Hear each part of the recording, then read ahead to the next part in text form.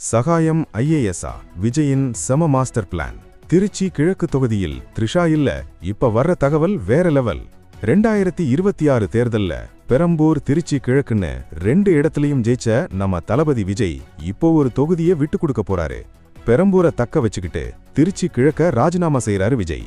அங்க த்ரிஷா நிப்பாங்கன்னு பேசப்பட்ட போதான் ஒரு பெரிய ட்விஸ்ட். நேர்மைக்கு பெயர் போன முன்னாள் ஐஏஎஸ் அதிகாரி சகாயம் அவர்களை அங்க களமிறக்க விஜய் பிளான் பண்ணிருக்காராம். திருச்சி மக்களுக்கு இது ஒரு மிகப்பெரிய கிஃப்ட். கனிம வளக்கொள்ளையை தடுத்த அதே சகாயம் இப்போ திருச்சி கோட்டையை பிடிக்க வர்றாரு. விஜயோட நீண்டகால ஆசை இதுதான். சகாயம் போன்ற நேர்மையான அதிகாரிகள் கூட இருந்தா ஊழலற்ற ஆட்சியை கொடுக்க முடியும்னு விஜய் நம்புறாரு. ஒருவேளை சகாயம் ஜெயிச்சா அவருக்கு மிக முக்கியமான அமைச்சர் பதவி அல்லது அரசோட தலைமை ஆலோசகர் பதவி உறுதி. இது வெறும் அரசியல் இல்ல, விஜயோட மாஸ்டர் ஸ்ட்ரோக். இது நடந்தா தமிழக அரசியலோட முகமே மாறிடும். சீக்கிரமே விஜய் சகாயம் சந்திப்பு பத்தின அதிகாரப்பூர்வ அறிவிப்பு வரப்போகுது. திருச்சி கிழக்குக்கு த்ரிஷா வர்றது நல்லதா இல்ல சகாயம் ஐஏஎஸ் வர்றது நல்லதா? உங்க கருத்தை உடனே கமெண்ட்ல சொல்லுங்க. மறக்காம ஷேர் பண்ணுங்க. ஏன்னா இது விஜயின் மாஸ்டர் பிளான்.